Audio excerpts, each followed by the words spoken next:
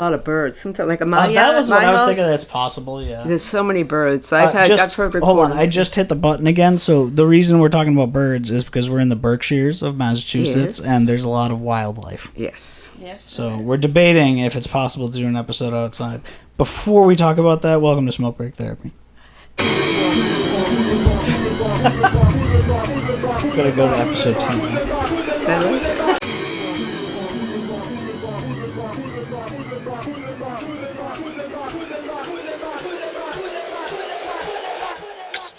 Therapy.Podcast.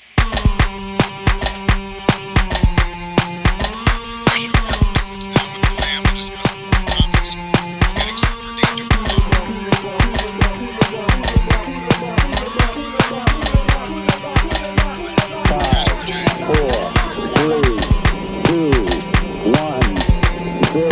All engine running. Liftoff. We have a liftoff.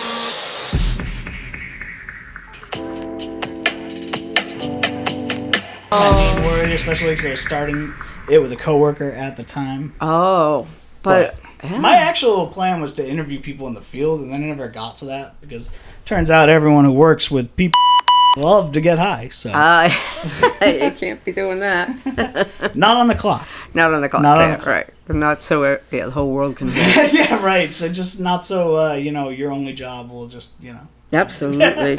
Absolutely. All right, so what are we gonna do? I mean, yeah. Okay, so back to Rick. We will totally just. Yeah. I'm not gonna really shut down much. Yeah, I'm just don't. Gonna have, Absolutely. Why don't we do? We can do one, a little bit I'd more, be and down then for one more. Yeah, as long as we can do 15 minutes. Yeah, should be we cool. can do 15. Want to talk No, about? she's like, I don't want to be listening 15, to it okay? anymore. Yes. Okay. Do 15. All right. So what's the topic gonna be though? We could talk about what were the two top of music? Music What was the is other one. one? I mean, all right. I think we should start with. All right. Let's do it this way. Seeing how maybe I'll release this episode before the other one, before the ghost. Sure. Let's introduce our guest officially. Oh, we have Virginia of Late August here, and she's got a lot of other things to go with that. I just want to say that, because I talk a lot about music. Late August would be the way I'd introduce you here. Yes. And then she's also. We'll keep that off because I don't even use my name. So we'll just, Okay. Yeah. But You didn't use my last name, so that's I don't true. know who the heck I am. Virginia Sugden. Oh, there we go. Yes, and I was in a duo with Denise Bissonette, and we were called Late August. And they played in many different places. Yeah, mostly around New England. Mm-hmm. Did 2 releases. Nice. Yep. Was it 2 full-length albums, or was it 2... sadly, it was so long ago that the first release was on cassette, but yes, the second one was CD. Okay. But they were both 12 songs each. Okay, So wow, full-length, 12 songs. That's Absolutely. pretty good. That's, all written by us except for one. How long did it take you, to record all that? Well, the first one wasn't as long as the second one. The first one was probably about 2.5 weeks. Okay. The second one, we had a full band. Oh, nice. Yeah, we hired professional musicians who were really professional musicians, unbelievable. So that took about 3 or 4 months. And so it took about 3 or 4 months. It was the coolest thing. Was it all funded by you guys, or did you have a studio? I mean, a label funded? Or No label. The first one was funded by our manager. Oh, okay. Yeah, and then the second one was funded by us. Okay. Yeah, we thought for sure we were going to make it until we lost that manager. Oh. And he was pretty connected, and he got us opening up for a lot of good people. Is he still in the industry? No. He came to see us. He was a very smart, very well-educated. I don't know what his. He was involved in foreign stuff. He knew Jimmy Carter and things. He did stuff with the White House. He was involved in foreign relations. Okay. He's written books. But anyway, we were playing out, and he came to see us. Fell in love with us. We went home, and he called us, and he said, I think you deserve a record label sooner than later, and I'd like to manage you. What year was this about? This was 1992. Oh, wow. I was 1. Yeah, you were 1. Absolutely. That's the cassette. Yeah. CDs weren't out yet. So that's how that started. And we were on a bunch of... pretty much every single college radio station in New England. That's we went awesome. to BU, Tufts, UMass, Brandeis. We had gigs at, ERS, MSN. They had a lot of cool stuff. Brandeis, we had a full-blown concert. But anyway, yeah, it was really cool. He was terrific. And I mean, those are good years for music. I mean, those are good years. Yeah. We were good. We were at the top of our game. We actually did it for a living for about a year. Yeah, so it was fun. We played out a lot, and we had a drummer who would come with us on the road. But that's awesome. on the road, yeah. But that was good. But but mostly we never had a full band other than the recording, and then a CD release party we had. Oh, nice. Okay. Yeah, different people, but anyway, yeah, it was fun. It's unbelievable playing with the band. Well, you know that to have a band behind you. Fun, yeah. Oh my God, Wicked the fun. best. Yeah. Absolutely. I think I've only I'm trying to think of I think I've only seen you play live once, not as Late August, but like that time at Joe's Bar when you did that song. I mean, obviously I try to avoid the personal stuff, but that's okay. Yeah, I should show you some a DVD of one of our CD release parties. Oh, okay. Yeah, it's a lot different. Yeah, it's pretty cool. That's awesome. Yeah, I will. So, like, what else did you did a lot of performances, recording. Did you ever do, like, a solo recording type thing? No, me, myself, no. Is it just because you didn't want to, or, like? I just never, I wasn't good enough by myself. I think I started playing in college, and then when I was in my 20s, my brother taught me to play at his bar in between other performers.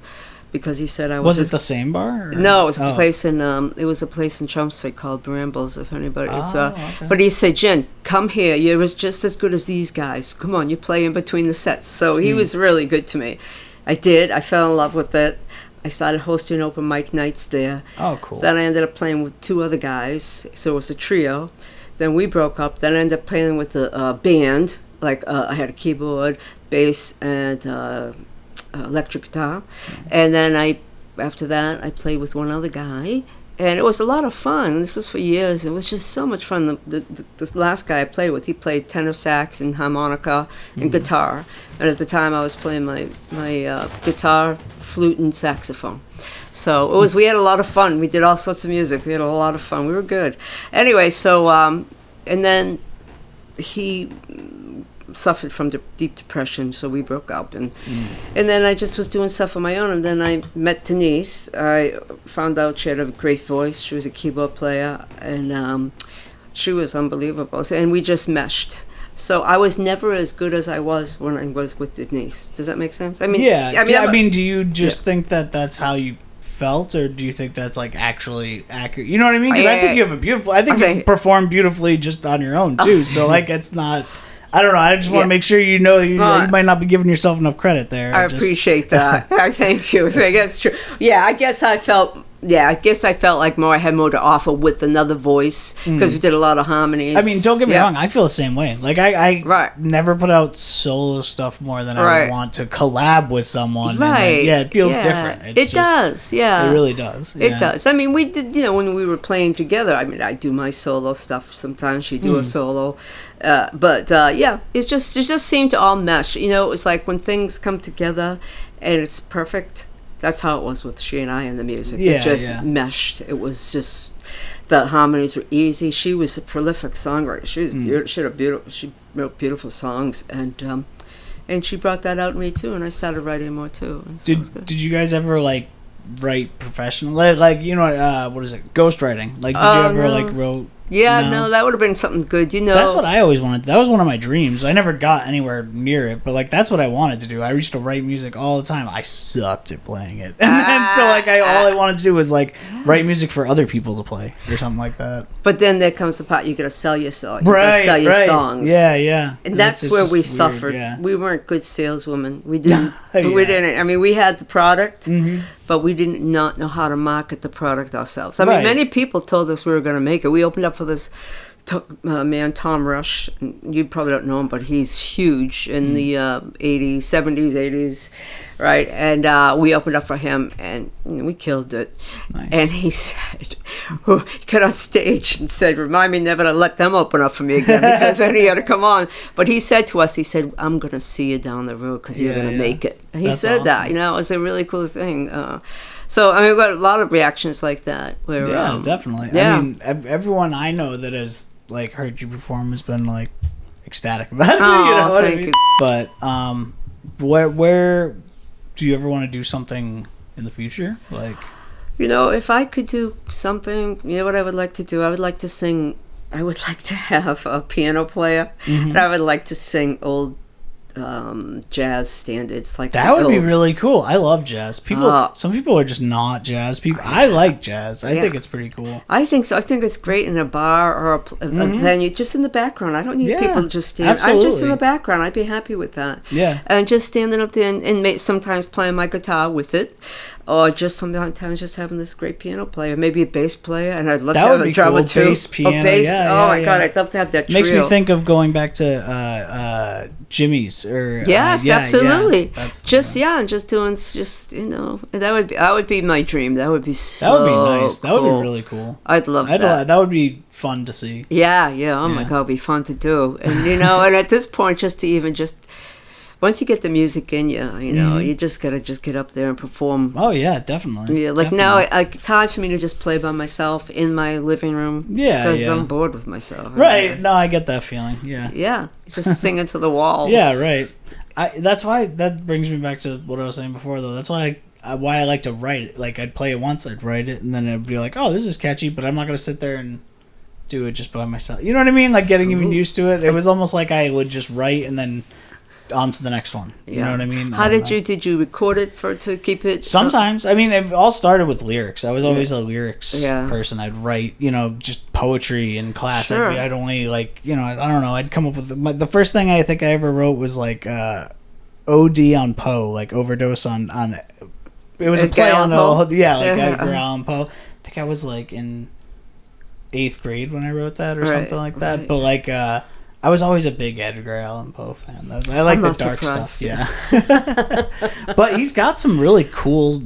Amazing. Absolutely. Honestly, I feel like the most messed up people have the most beautiful art. Sometimes it's like. I think I saw that in the Music Row that some of the most talented people really had. Yeah, some of the most tortured people too. It's like. Tough sides to it. Yeah, sad. And I feel like that's the thing. Like, if you actually do make it with music, it's either gonna kill you or you're gonna love it. You know what I mean? Like, you're gonna love what you do, or it's gonna kill you. Like, absolutely. But I've known so many people in the times like I've been in different music stuff that it's like, it's crazy to me how many people give up.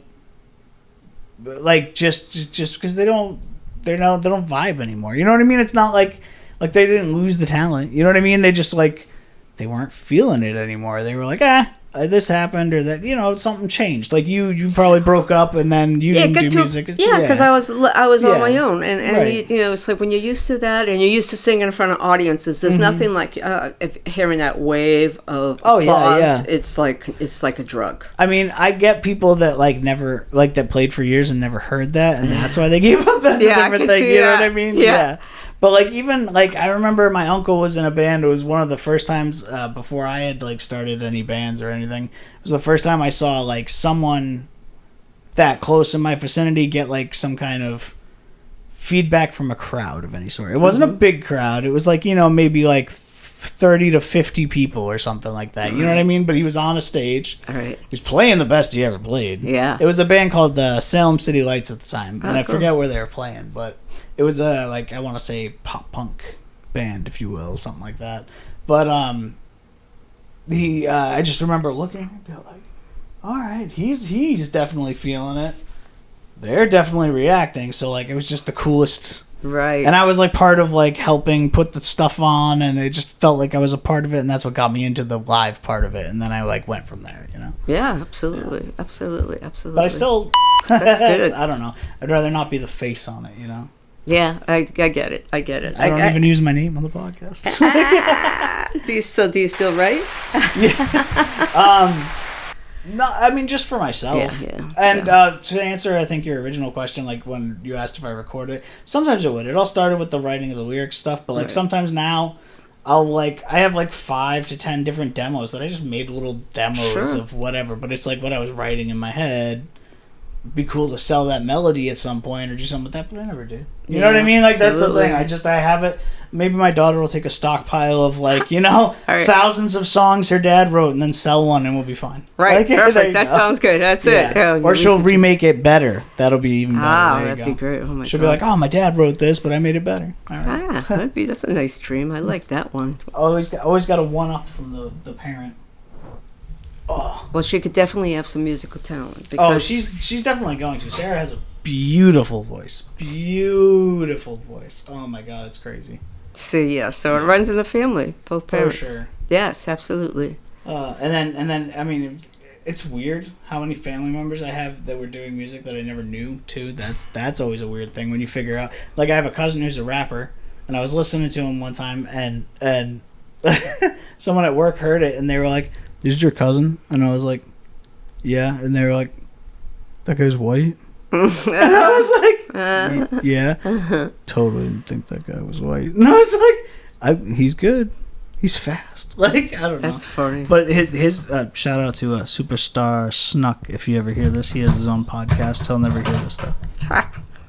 All right, I think we should call it a night so she can go to bed. Yeah, sounds good to me. All right. That was probably more than 15 minutes. No, it was actually...